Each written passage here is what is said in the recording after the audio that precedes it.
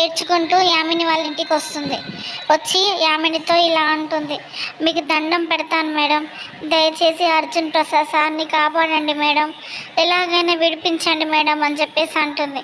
మళ్ళీ అంటుంది కదా, కావాలంటే మీ కాళ్ళు పట్టుకుంటాను మేడం అని చెప్పేసి యామిని కాళ్ళ మీద పడబోతుంది. అప్పుడు వెంటనే యామిని నుండి అంటుంది కదా, ఆపవే నీ నాటకాలు, అసలు కథ మొదలైందే నీతోటి, దీనికి ముగింపు కూడా నువ్వే ఇవ్వాలి అని చెప్పేసి అంటుంది.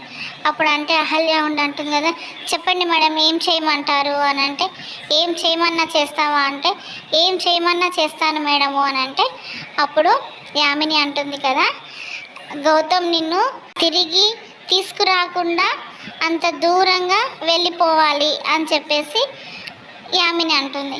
అప్పుడు అహల్య షాక్ అవుతుంది.